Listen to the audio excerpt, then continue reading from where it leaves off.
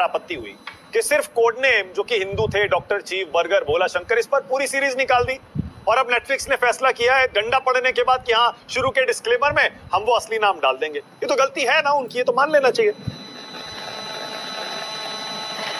इब्राहिम अथर, शाहिद अख्तर सईद, सनी अहमद काजमी, जहूर मिस्त्री और शाकिर, वो 5 आतंकी थे जिन्होंने उस प्लेन को हाईजैक किया था।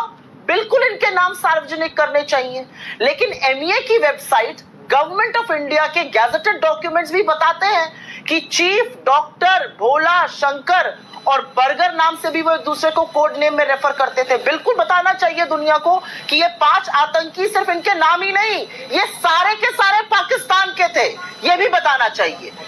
मुझे तो समझ ही भी नहीं आ रहा ऑब्जेक्शन क्या है, उसमें कोई ऑब्जेक्शन ही नहीं होना चाहिए।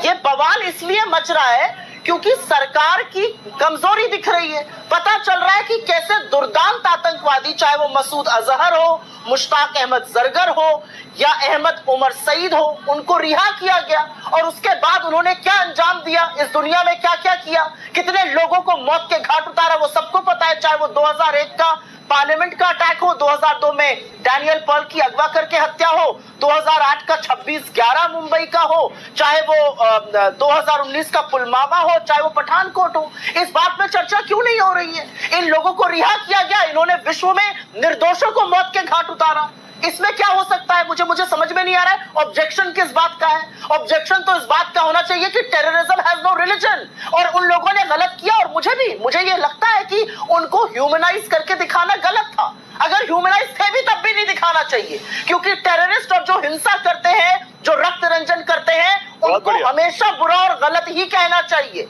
इसमें मेरी कोई दो राय नहीं है, मुझे बिल्कुल ऑब्जेक्शन नहीं। और एक बात मैं आपको बता दूं मानक जी, यहां पर बैठकर ज्ञान बांटने वालों की तरह मैं नहीं हूं। मैं उस पार्टी से आती हूं, उस प्रथा से आती हूं जहां हमने अपने पूर्व प्रधानमंत्रियों की शहादत देखी है, इस तिरंगे में लिपटा उनका खून देखा है, उनके शव देखे हैं इस देश को बचाए रखने में। तो हमको कोई आतंकवाद पे पाठ ना पढ़ाए। लेकिन मैं एक बात जरूर पूछना चाहती हूं, और वो बात पूछनी जरूरी है।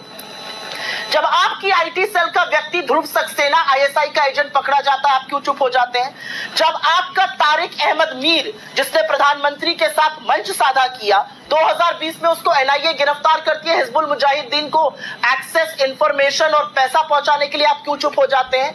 आप तालिब हुसैनी शाह पर क्यों चुप हो जाते हैं, जिसको पकड़ा गया, रईसी के लोग ने 2022 में पकड़ा, आपकी आईटी सेल का मेंबर था। आप सैफुल्लाह दुर्दांत आतंकवादी को टिकट देते हैं, आप आसिया अंद्राबी को बेटी बचाओ बेटी पढ़ाओ का चेहरा बनाते हैं, जो पाकिस्तान जाकर ट्रेनिंग लेकर आती है। आप दाऊद की पत्नी को वो बेधड़क होकर बंबई घूमकर चली जाती है। आप आईएसआई को पठानकोट आने कैसे देते हैं? आज सवाल ये भी तो पूछा जाएगा ना। 2016 में पहली बार हिंदुस्तान की सरजमी में हमारे एयरफोर्स बेस का निरीक्षण कर रहा है क्या आईएसआई, और उसको हमने ये ताकत दी कि वो यहां पर आके विटनेसेस से बात कर रहा है, वो यहां पर आके डीएनए रिपोर्ट देख रहा है, पोस्टमार्टम रिपोर्ट देख रहा है, 16 विटनेसेस से बात कर रहा है। क्यों? क्योंकि आप लाहौर चले गए थे सिवई खाने, बिरयानी खाने, गले मिलने। तो ये भी तो पूछा जाएगा ना, ये सवाल क्यों नहीं पूछे जाएंगे? मैं बिल्कुल मानती हूं कि किसी भी आतंकवादी की तरफ कोई भी ह्यूमनाइजेशन दिखाना गलत है, क्योंकि आतंकवादी रक्त रंजन करते हैं, हिंसा करते हैं और उसकी लेश मात्र जगह नहीं है। लेकिन सवाल इस बात का नहीं है, सवाल इस बात का है